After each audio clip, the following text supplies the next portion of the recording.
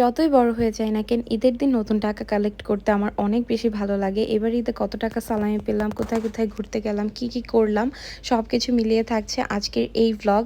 Hello and আসসালামু আলাইকুম, welcome to my Eid vlog. আশা করি আজকের এই ভ্লগ তোমাদের কাছে অনেক অনেক ভালো লাগবে। তো সকালবেলা ঘুম থেকে উঠে দেখি পাপা, জয়রিত সবাই নামাজে যাওয়ার জন্য একদম রেডি হয়ে গিয়েছে। তো ওদেরকে বিদায় দিয়ে আমি পুরো বাসাটাকে একটু গুছিয়ে নিচ্ছিলাম। আর প্রত্যেক ঈদের দিন আম্মু সকালবেলা প্রত্যেকটা রুমে নতুন চাদর মাস্ট থাকতেই হবে, সেই ছোট্টবেলা থেকে দেখে আসছি। আর এই চাদর বিছানোর দায়িত্বটাও কিন্তু আমার উপরেই পড়ে। যাই হোক, তারপর পুরো বাসা আমি গুছিয়ে দিলাম, আর আম্মু ঝাড়ু দিয়ে দিল, মুছে দিল, আর বাকি সব কাজ করছিল। তো এখানে আমি একটু ভিডিও করে রাখছি, কারণ পরে আসলে আমি কোথায় যাই কি করি কোনো কিছুরই খেয়াল থাকবে না, সেজন্য একটু আগেই ভিডিও করে রাখলাম। আর এই আমার কেক। যারা আমার লাস্ট ভিডিওটা দেখেছো তারা অনেকেই কেকের ভিডিওটা দেখতে চাচ্ছিলেন, যে কেকটা কেমন হয়েছে বা কী রকম কেক বানিয়েছি। ওইটা জাস্ট আমি বানানোর সময় ভিডিও রেকর্ড করেছিলাম, ওইটা শেয়ার করেছি। আর এটা ফাইনাল রেজাল্ট।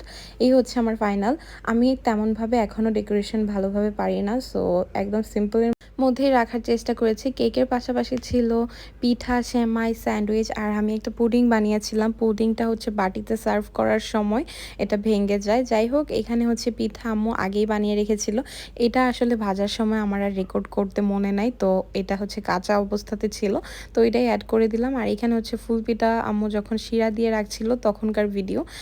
যাই হোক, ওই দিনের ওয়েদার এত বেশি মেঘলা ছিল, সকাল সকাল ভেবেছিলাম একটু পরেই বৃষ্টি হবে, বাট না, ওই দিন এত এত রোদ উঠেছে, আমার পুরো মাথায় গরম হয়ে গিয়েছিল। সারাদিন অনেক অনেক রোদ ছিল। আচ্ছা, যাই হোক, এখন চলে আসে আমার ঈদ আউটফিটে। ঈদ আউটফিটের আমি গেট রেডি উইথ মি একটা ভিডিও করতে চেয়েছিলাম, বাট পরে আসলে আর মনে নাই। আমি আসলে সবসময় এমন হয়।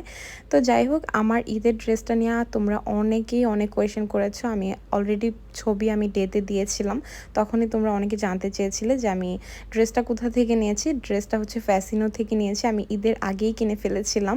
যাই হোক, রেডি হয়ে সবার ফার্স্টে পাপার কাছ থেকে সালামি কালেক্ট করলাম।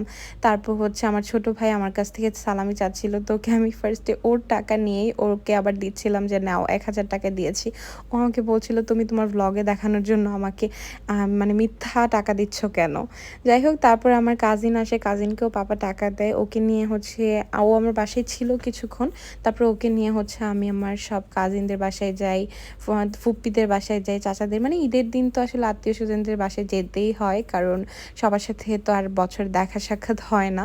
তো সবার সাথে একটু দেখা করলাম, ওইগুলো রেকর্ড করা হয়নি। তারপর আমি লাস্টে চলে এসেছিলাম একদম দুপুর টাইমে আমার আন্টির বাসায়।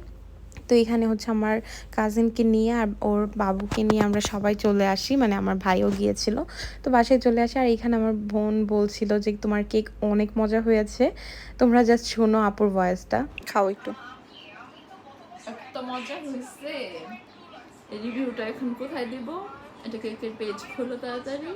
আচ্ছা, আমার কেক কি দেখতে এতটাই সুন্দর হয় বা মজা হয় যে আমার আসলেই একটা পেজ খোলা উচিত? না না, আমি তো আমার ভ্লগিং পেজটাই কন্টিনিউ করতে পারছি না। একদিন ভিডিও দিলে আরেকদিন দিতেই ইচ্ছে করে না। কিভাবে আমি পেজ খুলবো আরেকটা, যে কেক বানিয়ে কেক সেল করব?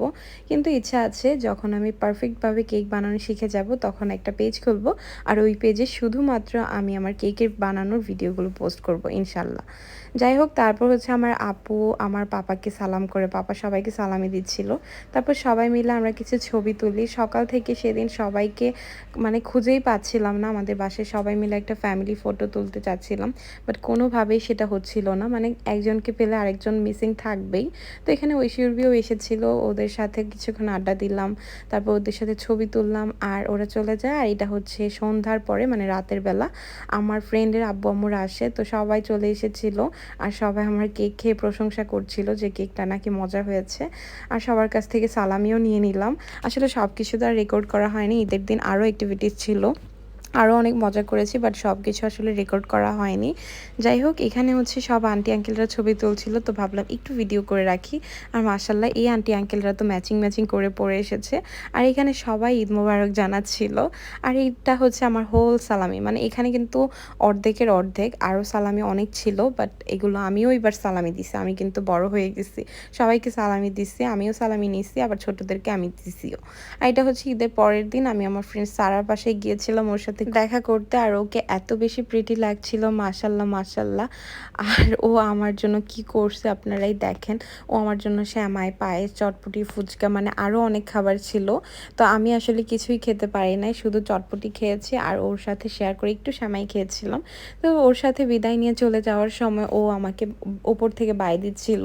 তো আমিও বলছিলাম আচ্ছা তোকে একটু ভিডিও করে রাখি। আর ওদের বাসায় খুব সুন্দর করে আলপনা করা হয়েছে, এই জিনিসটা আমার খুবই খুবই ভালো লেগেছে। ছোটোবেলায় আগে আমাদের বাসায় করা হতো, মানে আগের বাসায়, কিন্তু এখন তো আর আসলে করা হয় না, আর ওইরকম প্লেসও নাই, সো আগের মতো আর করা হয় না। তো যাই হোক, আজকে ভিডিওটা এখানেই শেষ করছি। দেখা হবে নেক্সট কোনো ভিডিওতে। সে পর্যন্ত সবাই ভালো থেকো, আমার জন্য দোয়া করো, আর অবশ্যই জানাবে আমার ঈদ ব্লগটা কেমন লেগেছে। আল্লাহ হাফেজ।